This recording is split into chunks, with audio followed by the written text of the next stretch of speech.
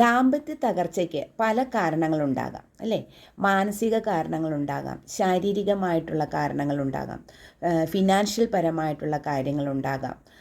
അതുപോലെ തന്നെ ലഹരിയുടെ അമിതമായ ഉപയോഗം, അതെല്ലാം അതിൽ വരുന്ന ഭാഗങ്ങളാണ്. എന്നാൽ ലൈംഗികതയ്ക്കും ദാമ്പത്യ തകർച്ചയിൽ ഒരു ഭാഗമുണ്ട് എന്നുള്ളതാണ്. അതിൽ ലൈംഗികതയിലെ മോസ്റ്റ് ഇമ്പോർട്ടൻ്റ് എന്ന് പറയുന്നത് തെറ്റിദ്ധാരണകളാണ്. അതായത് ശരിയായ പ്രീ മാരേജ് കൗൺസിലിംഗ് ലഭിക്കാത്ത ആളുകളുണ്ടാകും. അതുപോലെ തന്നെ ഇപ്പോൾ നമ്മുടെ സഭകളിൽ ഇപ്പോൾ നോക്കുകയാണെങ്കിൽ കത്തോലിക്ക സഭ, ക്രിസ്ത്യൻ സമുദായത്തിൽ അവർക്ക് പ്രീ മാരേജ് കൗൺസിലിംഗ് വളരെയധികം കൊടുക്കുന്നുണ്ട്. സ്ത്രീക്കും പുരുഷനും കൊടുക്കുന്നുണ്ട്.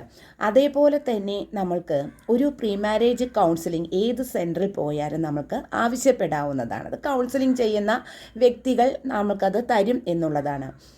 അറിവില്ലാത്ത ആളുകൾക്ക്, അല്ലെങ്കിൽ ചിലപ്പോൾ ചില ആളുകൾ വിദ്യാഭ്യാസപരമായി വീട്ടിൽ ഒതുങ്ങിക്കൂടി ലൈംഗികത ഒരു മോശം കാര്യമായിട്ട് ചിന്തിച്ചു കൊണ്ടിരിക്കുന്ന ആളുകൾ വിവാഹത്തിലേക്ക് കടന്നു കഴിഞ്ഞാൽ ലൈംഗികമായ തെറ്റിദ്ധാരണകൾ ഉണ്ടാവുക സ്വാഭാവികമാണ് എന്നുള്ളതാണ്.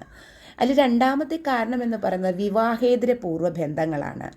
അതായത് തനിക്ക് വിവാഹത്തിന് മുമ്പ് വേറൊരു സ്ത്രീയുമായിട്ട് പുരുഷനോ അല്ലെങ്കിൽ പുരുഷന് വേറൊരു സ്ത്രീയുമായിട്ടോ ബന്ധമുണ്ടെങ്കിൽ തീർച്ചയായിട്ടും അവരുമായിട്ട് തൻ്റെ ജീവിത പങ്കാളിയെ കമ്പയർ ചെയ്ത് നോക്കുന്നത് വളരെയധികം ബുദ്ധിമുട്ടുള്ള കാര്യമാണ്. അപ്പോൾ വിവാഹേതര പൂർവ്വ ബന്ധങ്ങൾ നമ്മുടെ ലൈംഗികതയിൽ വരുന്ന ഒരു പ്രധാനപ്പെട്ട കാര്യമാണ്. ഒരുപക്ഷെ താൻ സ്നേഹിക്കുന്ന വ്യക്തിക്ക് അത്ര സൗന്ദര്യം തൻ്റെ ജീവിത പങ്കാളിക്കില്ല എന്നുള്ളൊരു തെറ്റിദ്ധാരണയും രൂപലാവണ്യം ഇല്ല എന്നുള്ള തെറ്റിദ്ധാരണയും ആളുകളുടെ ഇടയിൽ വരാറുണ്ട്. അപ്പോൾ വിവാഹേതര പൂർവ്വ ബന്ധങ്ങൾ ഒരു പരിധിവരെ നമ്മുടെ ദാമ്പത്യത്തെ തകർക്കാൻ ഇടയാക്കുമെന്നുള്ളതാണ്. പങ്കാളിയുടെ ഇഷ്ടാനിഷ്ടങ്ങൾ നോക്കാതെയുള്ള പെരുമാറ്റമാണ് അടുത്തത്. അതായത് കിടപ്പറയിൽ തൻ്റെ പങ്കാളിക്ക് ഇഷ്ടമല്ലാത്ത രീതിയിൽ പെരുമാറുകയാണെങ്കിൽ, അത് സ്ത്രീയായാലും പുരുഷനായാലും അവർക്കത് ഉൾക്കൊള്ളാൻ കഴിഞ്ഞെന്ന് വരില്ല. അപ്പോൾ കിടപ്പറയിൽ തൻ്റെ പങ്കാളിക്ക് ഇഷ്ടമല്ലാത്ത രീതികൾ അവലംബിക്കുകയാണ്. അത് പെരുമാറ്റവുമാകാം, എന്ത് തന്നെയായാലും ശാരീരിക പ്രവർത്തനങ്ങളായാലും അത് മോശമായ രീതിയിൽ പെരുമാറുകയാണ് എങ്കിൽ തീർച്ചയായിട്ടും അത് ദാമ്പത്യത്തിൻ്റെ തകർച്ചയിലേക്ക് പോകും എന്നുള്ളത് വളരെയധികം എസൻഷ്യലായിട്ടുള്ളൊരു കാര്യം തന്നെയാണ്. അതുപോലെ തന്നെ ഇമ്പോർട്ടൻ്റ് ആണ് ബലാത്കാരം എന്നുള്ളത്. അതായത് തൻ്റെ പങ്കാളിക്ക് ഇഷ്ടമല്ലാത്ത കാര്യങ്ങൾ ബലാത്കാരമായിട്ട് പിടിച്ചു വാങ്ങാൻ കിടപ്പറയിൽ റെഡിയായി കഴിഞ്ഞാൽ തീർച്ചയായിട്ടും അത് മോശം രീതിയിലുള്ളൊരു സെക്സ് തന്നെയാണ്. തൻ്റെ പങ്കാളിക്ക് ഇഷ്ടമല്ലാത്ത കാര്യം അവരുടെ ഇഷ്ടം കൂടാതെ തന്നെ പിടിച്ചു വാങ്ങുക, ബലാത്കാരമായിട്ട് പിടിച്ചു വാങ്ങുക, ബലാത്കാരമായി സെക്സ് ചെയ്യുക, ഇതും ദാമ്പത്യത്തിൻ്റെ തകർച്ചയിലേക്ക് പെട്ടെന്ന് പോകും എന്നുള്ളതാണ്. അടുത്തത് കിടപ്പറയിലെ അവഗണന എന്നുള്ളതാണ്. അതായത് സ്ത്രീ പുരുഷനെ അവഗണിച്ച് കളയുകയാണ്, അല്ലെങ്കിൽ പുരുഷൻ സ്ത്രീയെ അവഗണിച്ച് കളയുകയാണെങ്കിൽ അതും ദാമ്പത്യത്തിൻ്റെ തകർച്ചയിലേക്ക് പോകുമെന്നുള്ളതാണ്. അതായത് തൻ്റെ സ്ത്രീക്ക് സൗന്ദര്യമില്ലെന്നതിൻ്റെ പേരിലോ തൻ്റെ ജീവിത പങ്കാളിക്ക് സൗന്ദര്യമില്ലാത്തതിൻ്റെ പേരിലോ അവൾക്ക് കഴിവില്ലാത്തതിൻ്റെ പേരിലോ മോശമായിട്ട് പെരുമാറുകയാണ്, അവഗണിക്കുകയാണ്. അത് സ്ത്രീയെ അവഗണിച്ചാലും പുരുഷനെ അവഗണിച്ചാലും ആ അവഗണന ആരും തന്നെ ഉൾക്കൊള്ളാൻ തയ്യാറാവില്ല. അതവരുടെ മനസ്സിന് വളരെയധികം മുറിവേൽക്കുമെന്നും അവർ ദാമ്പത്യത്തിൻ്റെ ഒരു തെറ്റായ രീതി അവലംബിക്കുന്നു എന്ന രീതിയിൽ അവർ ദാമ്പത്യത്തിൻ്റെ തകർച്ചയിലേക്ക് പോവുകയും ഡിവോഴ്സിൻ്റെ വക്കിലെത്തുകയും കാണാറുണ്ട്. അടുത്തത് തെറ്റായ സങ്കല്പങ്ങളാണ്. അതായത് തെറ്റായ സങ്കല്പങ്ങൾ എന്ന് പറഞ്ഞു കഴിഞ്ഞാൽ ഇന്ന് മൊബൈലിൻ്റെ പ്രചരണം വളരെയധികം കൂടുതലാണ്. സെക്ഷൽ വീഡിയോസ് ഒരുപാട് കുട്ടികൾ ചെറുപ്രായം മുതലേ കണ്ട് ശീലിക്കുന്നവരാണ്. വളരെ കുറവ് പേര് മാത്രമാണ് അത് കാണാതിരിക്കുന്നുള്ളൂ. അപ്പോൾ ഈ സെക്ഷൽ വീഡിയോസിൽ കാണുന്ന രീതിയിലുള്ള തൻ്റെ ദാമ്പത്യ ജീവിതം നയിക്കാൻ അവൻ ആഗ്രഹിച്ചാൽ, അതുപോലെ സെക്ഷൽ വീഡിയോസിൽ കാണുന്ന പോലെ ചെയ്യാൻ തൻ്റെ ജീവിത പങ്കാളിയെ പ്രേരിപ്പിച്ചാൽ അതും അവൻ്റെ ആ പെരുമാറ്റ രീതി തീർച്ചയായിട്ടും ദാമ്പത്യത്തിൻ്റെ തകർച്ചയിലേക്ക് പോകും എന്നുള്ളതാണ്. അടുത്തത് ലൈംഗികമായ